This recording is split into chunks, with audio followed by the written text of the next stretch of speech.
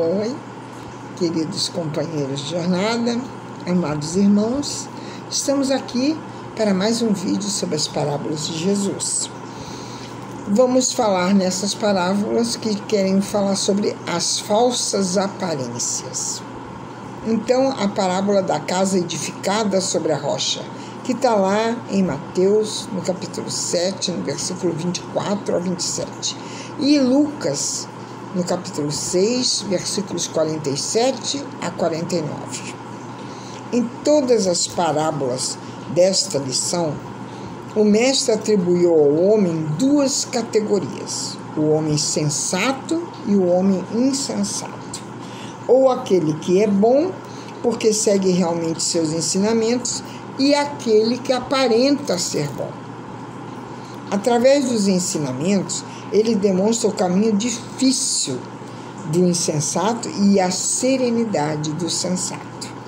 No desenvolvimento da vida, quem é prudente e conhece a verdade não edifica a sua casa, que é a vida espiritual, sobre a areia, que são os sonhos, fantasias, as paixões, pois sabe que não tem segurança, porquanto são ilusões passageiras, ainda que aparentemente belas.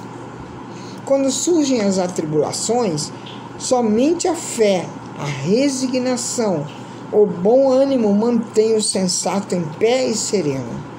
Somente a fé raciocinada resiste aos ímpetos da dúvida e das perseguições da ciência.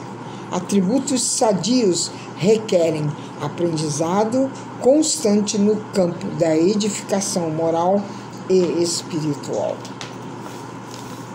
Então vamos lá para a parábola das candeias. A luz é indispensável a todo tipo de vida. Sem ela, a vida não existe. A luz significa germinar a semente, alimenta, floresce e frutifica os seres. A luz espiritual, o conhecimento e o entendimento da verdade sobre a ciência, filosofia, a religião, que são o tripé da evolução biopsicossomática.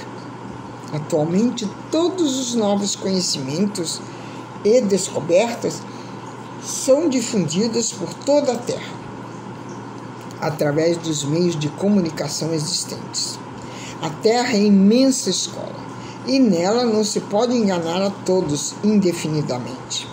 As posições religiosas, filosóficas ou científicas são analisadas e por todos, de uma forma que o predomínio da razão se sobrepõe à credulidade, o amor sobre o mal e a realidade sobre a aparência. Nada se oculta que não venha a se manifestar mais cedo ou mais tarde, com a devida reação. A luz afugenta os amantes das falsas aparências, porque os denuncia. Também há uma falsa aparência naquele que tem conhecimento e os guarda para si, pois ninguém acende uma lâmpada e a cobre com algum vaso ou a põe debaixo da cama. Disse Kardec no Evangelho segundo o Espiritismo, no capítulo 14, no item 5. É assim que todas as religiões sempre tiveram os seus mistérios cujo exame proíbem. No item 7 ele complementa: o Espiritismo vem atualmente lançar a sua luz sobre uma porção de pontos obscuros, mas não o faz inconsideradamente. Os espíritos procedem nas suas instruções com uma admirável prudência, pois sem a luz da razão a fé se enfraquece. Emmanuel, comentando Paulo na segunda carta aos Coríntios, em Fonte Viva, na lição 65, ele cita: olhai para as coisas segundo as aparências. Diz o vagalume: acende leves relâmpagos nas trevas e se supõe o príncipe da luz, mas encontra a vela acesa que o ofusca. A vela empavona-se sobre um móvel doméstico e se presume no trono absoluto da claridade. Entretanto, lá vem um dia em que a lâmpada elétrica brilha no alto, embaciando-lhe a chama. A lâmpada, a seu turno, ensoberbece-se na praça pública, mas o sol cada manhã resplandece no firmamento, clareando toda a terra e empalidecendo assim todas as luzes planetárias, grandes e pequenas. Conclui Emmanuel. Cada alma é sempre uma incógnita para outra alma. Em razão disso, não será lícito erguer as paredes da nossa tranquilidade sobre os alicerces do sentimento alheio. A parábola do bom samaritano. Seu epicentro é a pergunta: e quem é meu próximo? Carba Schilter, em Parábolas e Ensinamentos de Jesus, comentando essa parábola do bom samaritano, diz que, se examinarmos atentamente a doutrina de Jesus, veremos em todos os seus princípios a exaltação da humildade e a humilhação do orgulho. O sacerdote saduceu e o levita, que só falavam em justiça, passaram ao largo. O samaritano, considerado herético pelos judeus ortodoxos, foi o paradigma tomado pelo mestre para dar o ensejo de tão profundo ensinamento. O ensino propiciado por Jesus nessa edificante parábola é dos mais elucidativos. Nele podemos aprender o exercício da caridade espiritual, imparcial, despretensiosa, incondicional em seu sentido mais amplo e sem qualquer tipo de limitação. A prática da caridade está em fazer ao nosso próximo aquilo que desejamos que seja feito para nós. O samaritano, pouco considerado pelos judeus, porém, nesse caso, cumpridor dos seus deveres, não se limitou a se condoer do necessitado, e sim achegou-se a ele, o socorreu da melhor forma possível, levando-o em seguida a um lugar de pouso, onde o assistiu e o recomendou ao hospedeiro, prontificando-se a pagar os gastos. A caridade foi ali dispensada a um desconhecido a quem a praticou, não objetivou a retribuição de espécie alguma. O homem bom coloca acima das vãs circunstâncias a lei da justiça e da caridade. Faz o bem pelo bem, desde o menor até o maior. Está lá no Evangelho segundo o Espiritismo, no capítulo 17, no item 10. Essa parábola tem o mérito de mostrar a valorização do trabalho do samaritano e também de evidenciar as falsas aparências do sacerdote e do levita, os quais deveriam ser os primeiros a tratar do moribundo. A mesma coisa acontece em nossos dias. Religiosos de todas as crenças e até empregados de casas assistenciais, colaboradores que se colocam à disposição para o trabalho do bem, todos na hora efetiva do trabalho e da participação sempre acham uma forma para se furtarem ao dever de ajudar o próximo, alegando compromissos inadiáveis.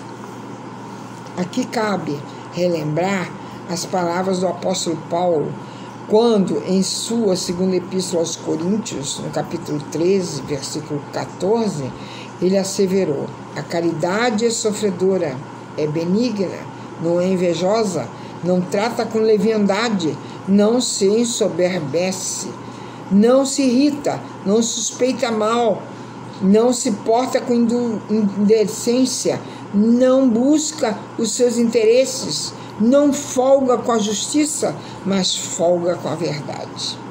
Em caridade tudo sofre, tudo crê, tudo espera, tudo suporta.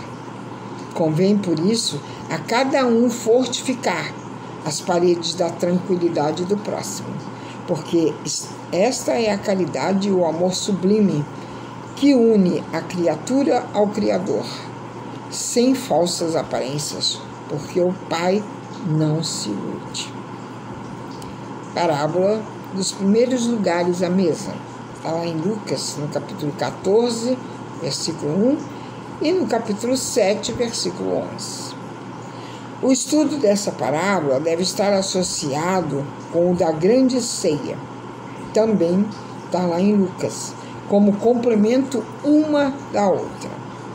Toda a parábola de Jesus tem um fundamento sobre o comportamento dos seus discípulos. Convidado que fora Jesus para uma refeição na casa de um príncipe dos fariseus, notou como os convidados escolhiam os primeiros lugares.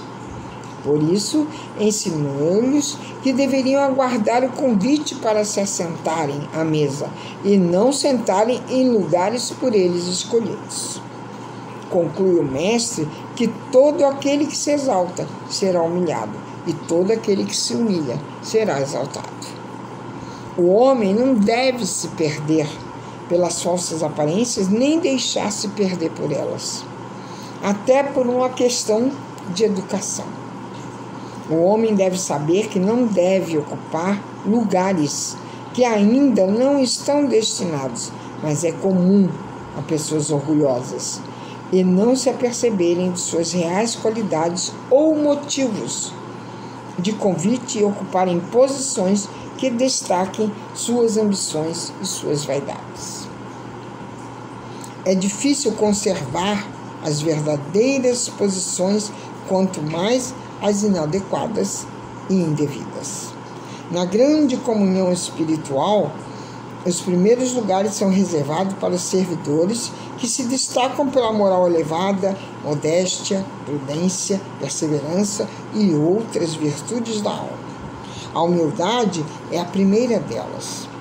Bem-aventurados os humildes, porque deles é o reino dos céus. Bem-aventurados aqueles que ouvem a palavra de Deus e a põem em prática. O bem espírita deve, por isso, esquivar-se à vaidade e ao orgulho, fruto do egoísmo que levam tantos médiuns a se perderem na ânsia de galgarem posições humanas ou privilégios para a vida material, mas estar sempre pronto a servir por amor ao próximo e assimilar os ensinamentos de Jesus.